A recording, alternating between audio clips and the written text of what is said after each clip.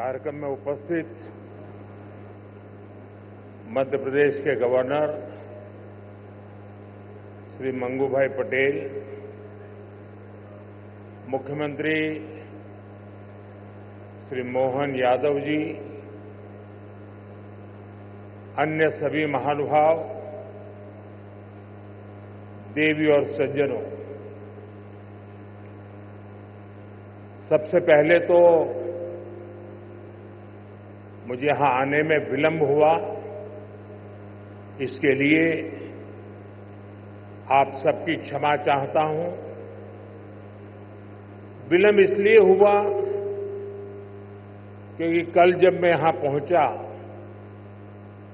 तो एक बात ध्यान में आई कि आज 10वीं और 12वीं के छात्रों की एग्जाम है और उसका समय और मेरा राजभवन से निकलने का समय क्लैश हो रहा था और उसके कारण संभावना थी कि सिक्योरिटी के कारण अगर रास्ते बंद हो जाए तो बच्चों को एग्जाम देने के लिए जाने में कठिनाई हो जाए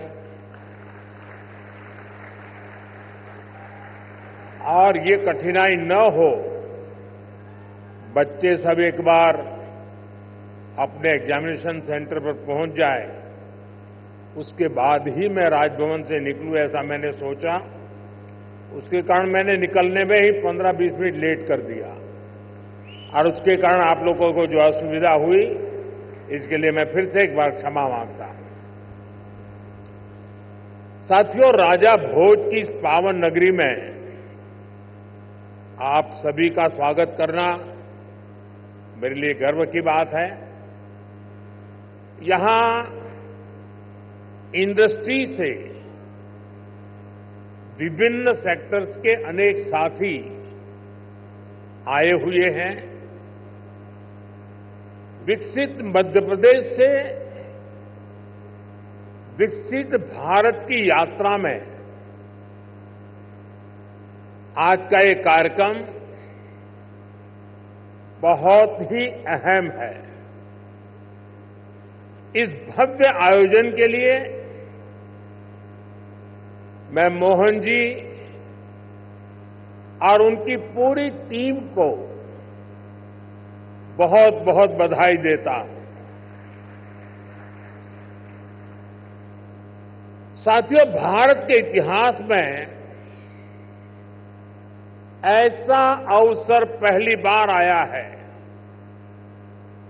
जब पूरी दुनिया भारत के लिए इतनी ऑप्टिमिस्टिक है।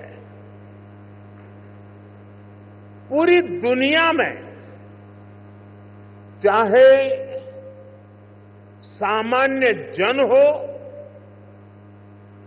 अर्थनीति के एक्सपर्ट हो, विभिन्न देश हो या फिर इंस्टीट्यूशन, सभी को भारत से बहुत आशाएं हैं। पिछले कुछ हफ्तों में जो कमेंट्स आए हैं वो भारत में हर इन्वेस्टर का उत्साह बढ़ाने वाले हैं। कुछ दिन पहले ही वर्ल्ड बैंक ने कहा है भारत आने वाले सालों में ऐसे ही दुनिया की फास्टेस्ट ग्रोइंग इकोनॉमी बना रहेगा।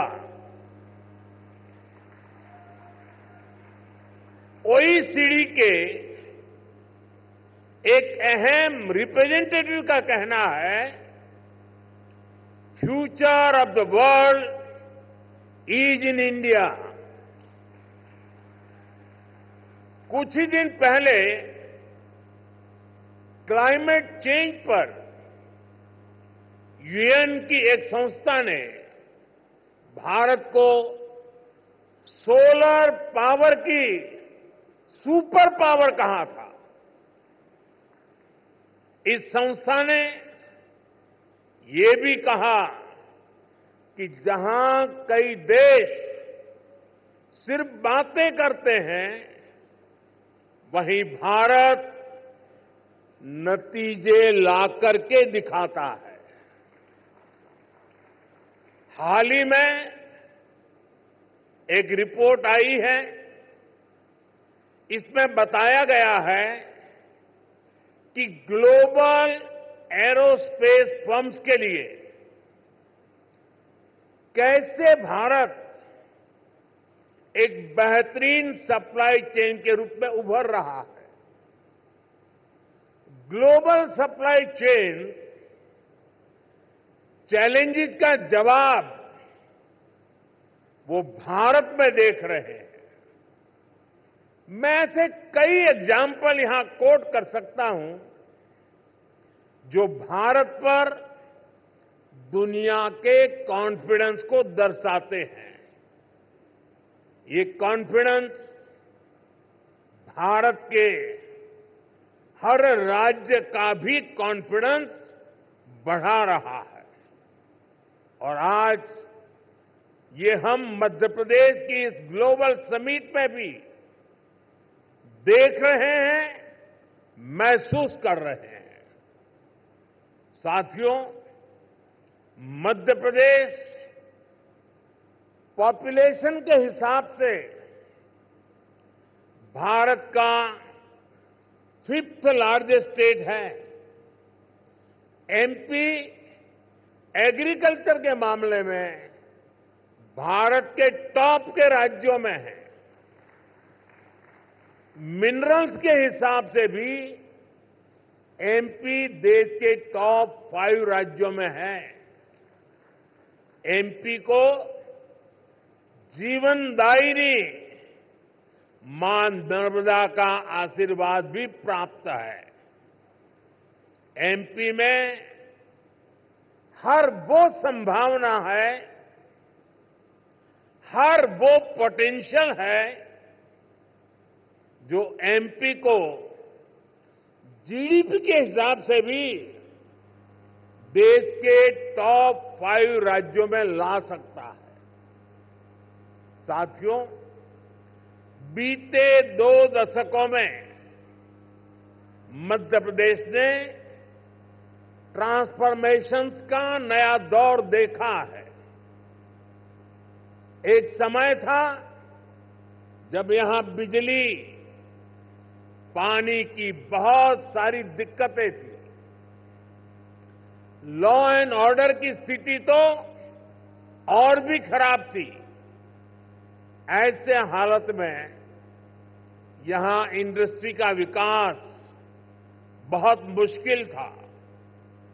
बीते 2 दशक में, 20 साल में मध्य प्रदेश के लोगों के सपोर्ट से यहां की बीजेपी सरकार ने गवर्नेंस पर फोकस किया। 2 दशक पहले तक लोग एमपी में निवेश करने से डरते थे। आज एमपी इन्वेस्टमेंट के लिए देश के राज्यों से, सब राज्यों में, टॉप के राज्यों में उसने अपना स्थान बना लिया है। जिस एमपी में कभी खराब सड़कों के कारण बसें तक प्रॉपर नहीं चल पाती थी, वो आज भारत की ईवी रिवॉल्यूशन के लीडिंग स्टेट्स में से एक है। जनवरी 2025 तक करीब 2 लाख इलेक्ट्रिक व्हीकल एमपी में रजिस्टर हुए हैं। ये करीब 90% ग्रोथ है। ये दिखाता है कि एमपी आज मैन्युफैक्चरिंग के नए सेक्टर्स के लिए भी एक शानदार डेस्टिनेशन बनता जा रहा है और मैं मोहन जी को बधाई देता हूं, उनकी टीम को बधाई देता हूं कि उन्होंने इस वर्ष को उद्योग और रोजगार वर्ष के रूप में मनाना तय किया है। साथियों, बीते दशक में भारत ने इंफ्रास्ट्रक्चर के बूम का दौर देखा है। मैं कह सकता हूं, इसका बहुत बड़ा फायदा एमपी को मिला है। दिल्ली मुंबई एक्सप्रेसवे जो देश के दो बड़े शहरों को जोड़ रहा है, उसका बड़ा हिस्सा एमपी से ही होकर गुजरता है। यानी एक तरफ एमपी को मुंबई के पोर्ट्स के लिए तेज कनेक्टिविटी मिल रहे हैं, दूसरी तरफ नॉर्थ इंडिया के मार्केट्स को भी ये कनेक्ट कर रहा है। आज मध्य प्रदेश में 5 लाख किलोमीटर से अधिक का रोड नेटवर्क है। एमपी के इंडस्ट्रियल कॉरिडोर्स मॉडर्न एक्सप्रेसवे से जुड़ रहे हैं। यानी एमपी में लॉजिस्टिक्स से जुड़े सेक्टर की तेज ग्रोथ तय है। साथियों, एयर कनेक्टिविटी की बात करें तो यहां ग्वालियर और जबलपुर एयरपोर्ट के टर्मिनल्स को भी एक्सपांड किया गया है। और हम यहीं नहीं रुके हैं। एमपी का जो एक बड़ा रेल नेटवर्क है, उसको भी मॉडर्नाइज किया जा रहा है। एमपी में रेल नेटवर्क का 100% इलेक्ट्रिफिकेशन किया जा चुका है। भोपाल के रानी कमलापति रेलवे स्टेशन की तस्वीरें आज भी सबका मन मोह लेती हैं। इसी तर्ज पर एमपी के 80 रेलवे स्टेशनों को अमृत भारत स्टेशन स्कीम के तहत मॉडर्न बनाया जा रहा है।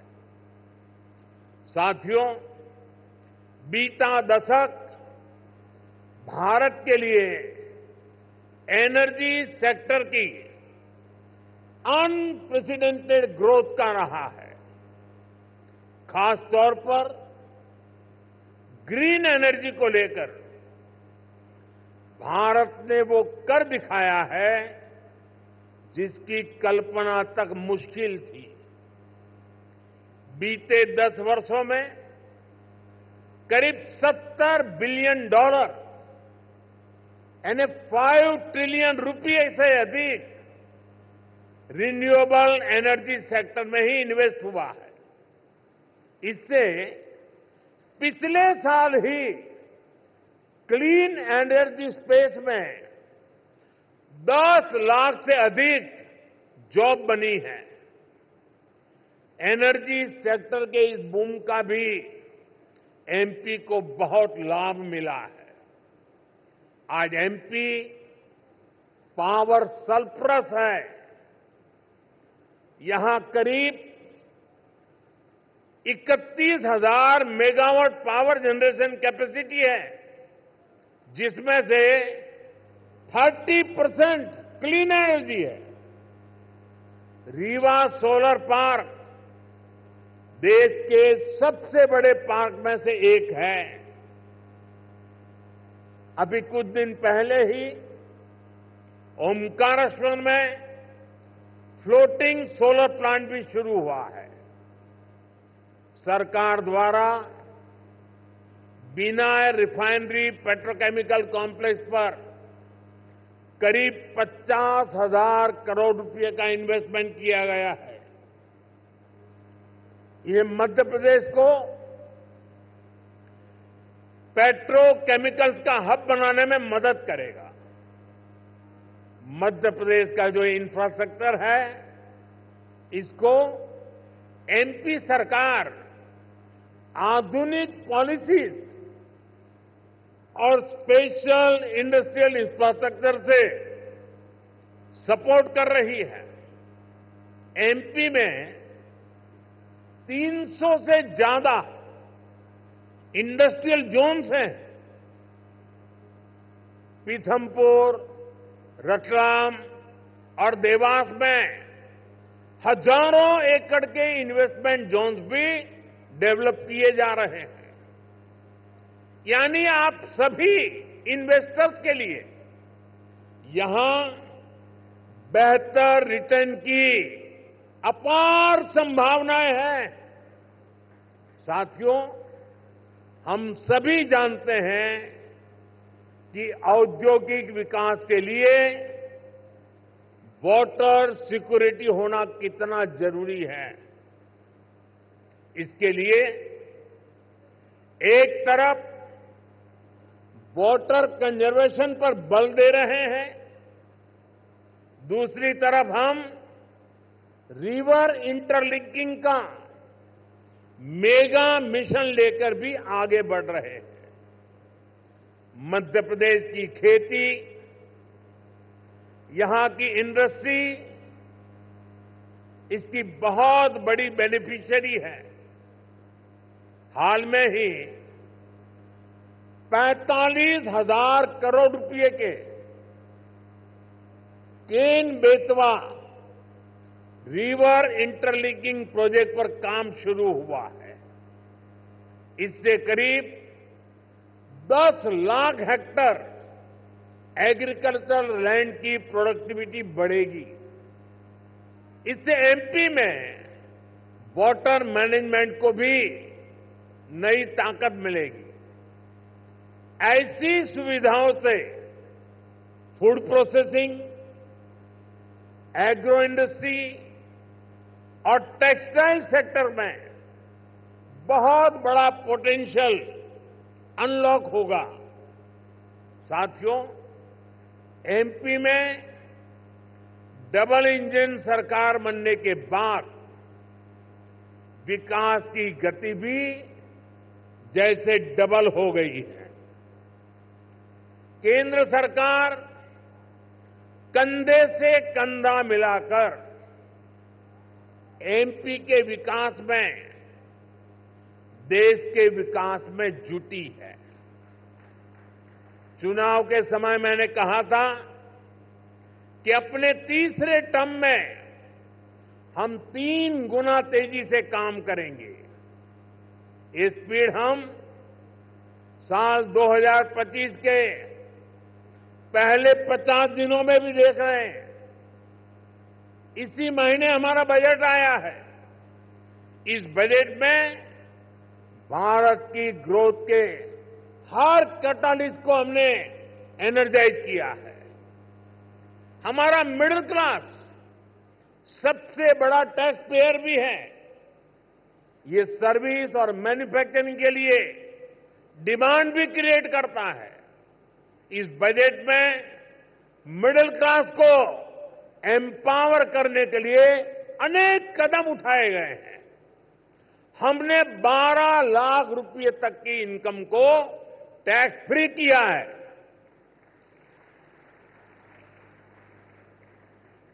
टैक्स स्लैब्स को रिस्ट्रक्चर किया है। बजट के बाद आरबीआई ने भी ब्याज दरें घटाई हैं। साथियों, बजट में लोकल सप्लाई चेन के निर्माण पर बल दिया गया है ताकि मैन्युफैक्चरिंग में हम पूरी तरह से आत्मनिर्भर हो सकें। एक समय था जब एमएसएमई के सामर्थ्य को पहले की सरकारों ने सीमित करके रखा था। इसके कारण भारत में लोकल सप्लाई चेन उस लेवल पर विकसित नहीं हो पाई। आज हम प्रायोरिटी के आधार पर MSME led local supply chain का निर्माण कर रहे हैं। इसके लिए एमएसएमई की डेफिनेशन को और सुधारा गया है। एमएसएमईज को क्रेडिट लिंक इंसेंटिव दिए जा रहे हैं। एक्सेस टू क्रेडिट आसान बनाया जा रहा है। वैल्यू एडिशन और एक्सपोर्ट के लिए भी सपोर्ट बढ़ाया जा गया है। साथियों, बीते एक दशक से नेशनल लेवल पर हम एक के बाद एक बड़े रिफॉर्म्स को गति दे रहे हैं। अब स्टेट और लोकल लेवल पर भी रिफॉर्म्स को एनकरेज किया जा रहा है। मैं आपके बीच स्टेट डीरेगुलेशन कमीशन की चर्चा जरूर करना चाहता हूं, जिसके विषय में बजट में बात हुई है। हम राज्यों के साथ निरंतर बातचीत कर रहे हैं। राज्यों के साथ मिलकर बीते वर्षों में हमने 40,000 से ज्यादा कंप्लायंसेस को कम किया है। बीते सालों में ऐसे 1500 कानूनों को खत्म किया गया है जो अपना महत्व खो चुके थे। हमारा मकसद यही है कि ऐसे रेगुलेशंस की पहचान हो जो ईज ऑफ डूइंग बिजनेस के रास्ते में रोड़ा है। डीरेगुलेशन कमीशन राज्यों में इन्वेस्टमेंट फ्रेंडली रेगुलेटरी इकोसिस्टम बनाने में मदद करेगा। साथियों, बजट में ही हमने बेसिक कस्टम ड्यूटी स्ट्रक्चर को भी सिंप्लीफाई किया है। इंडस्ट्री के लिए जरूरी कई इनपुट्स पर रेट्स कम किए हैं। कस्टम केसेस की असेसमेंट के लिए भी एक टाइम लिमिट तय की जा रही है। इसके अलावा नए सेक्टर्स को प्राइवेट एंटरप्रेन्योरशिप के लिए इन्वेस्टमेंट के लिए खोलने का दौर भी जारी है। इस वर्ष हमने nuclear energy, bio manufacturing, critical minerals की प्रोसेसिंग, लिथियम बैटरी की मैन्युफैक्चरिंग, ऐसे अनेक नए एवेन्यूज इन्वेस्टमेंट के लिए ओपन किए गए हैं। ये सरकार के इंटेंट और कमिटमेंट को दिखाता है। साथियों, भारत के विकसित भविष्य में 3 सेक्टर्स की बहुत बड़ी भूमिका रहने वाली है। ये तीनों सेक्टर्स करोड़ों नई जॉब क्रिएट करने वाले हैं। ये सेक्टर्स हैं टेक्सटाइल, टूरिज्म और टेक्नोलॉजी। आप टेक्सटाइल के सेक्टर को ही देखें तो भारत कॉटन, सिल्क, पॉलिएस्टर और विस्कोस का दूसरा सबसे बड़ा प्रोड्यूसर है। भारत का टेक्सटाइल सेक्टर करोड़ों लोगों को रोजगार देता है। भारत के पास टेक्सटाइल से जुड़ी एक पूरी ट्रेडिशन भी है, स्किल भी है और एंटरप्रेन्योरशिप भी है। और मध्य प्रदेश तो एक प्रकार से भारत की कॉटन कैपिटल है। भारत की करीब 25% organic cotton supply Madhya Pradesh से ही होती है। मध्य प्रदेश मलबरी सिल्क, इसका भी देश का सबसे बड़ा प्रोड्यूसर है। यहां की चंदेरी और माहेश्वरी साड़ियां बहुत पसंद की जाती हैं। इन्हें जीआई टैग दिया जा चुका है। इस सेक्टर में आपका इन्वेस्टमेंट यहां के टेक्सटाइल को ग्लोबली अपनी छाप छोड़ने में बहुत मदद करेगा। साथियों, भारत ट्रेडिशनल टेक्सटाइल के अलावा नए एवेन्यूज भी खोज रहा है। एग्रो टेक्सटाइल, मेडिकल टेक्सटाइल और जियो टेक्सटाइल, ऐसे टेक्निकल टेक्सटाइल को हम बढ़ावा दे रहे हैं। इसके लिए नेशनल मिशन शुरू किया गया है। इसे बजट में भी हमने प्रोत्साहन दिया है। आप सभी सरकार की पीएम मित्र स्कीम से भी परिचित है। देश में टेक्सटाइल सेक्टर के लिए ही 7 बड़े टेक्सटाइल पार्क बनाए जा रहे हैं। इनमें से एक मध्य प्रदेश में भी बन रहा है। ये टेक्सटाइल सेक्टर की ग्रोथ को नई बुलंदी देने वाला है। मेरा आग्रह है कि आप टेक्सटाइल सेक्टर के लिए घोषित पीएलआई स्कीम का भी जरूर फायदा उठाएं। साथियों, टेक्सटाइल की तरह ही भारत अपने टूरिज्म सेक्टर में भी नए आयाम जोड़ रहा है। कभी एमपी टूरिज्म का एक कैंपेन होता था, एमपी अजब भी है, सबसे गजब भी है। जहां एमपी में नर्मदा जी के आसपास के स्थानों का, आदिवासी क्षेत्रों में टूरिज्म इंफ्रास्ट्रक्चर का बहुत अधिक विकास हुआ है। यहां कितने ही सारे नेशनल पार्क्स हैं। यहां हेल्थ एंड वेलनेस से जुड़े टूरिज्म के लिए भी अपार संभावनाएं हैं। हील इन इंडिया, इसका मंत्र दुनिया को पसंद आ रहा है। हेल्थ एंड वेलनेस के क्षेत्र में भी इन्वेस्टमेंट के लिए अपॉर्चुनिटीज लगातार बढ़ रही है। इसलिए हमारी सरकार इसमें पब्लिक प्राइवेट पार्टनरशिप को एनकरेज कर रही है। भारत की ट्रेडिशनल ट्रीटमेंट को, आयुष को भी बहुत बड़े लेवल पर प्रमोट किया जा रहा है। हम स्पेशल आयुष वीजा भी दे रहे हैं। इन सभी से एमपी को भी बहुत फायदा मिलने वाला है। वैसा साथियों, आप यहां आए हैं तो उज्जैन में महाकाल महालोक देखने जरूर जाएं।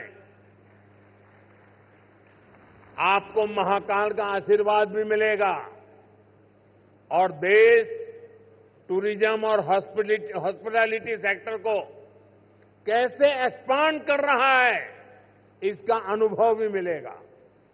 साथियों, मैंने लाल किले से कहा है, यही समय है, सही समय है आपके लिए एमपी में इन्वेस्टमेंट करने और इन्वेस्टमेंट बढ़ाने का भी यही सही समय है। एक बार फिर आप सभी को बहुत बहुत शुभकामनाएं, बहुत बहुत धन्यवाद।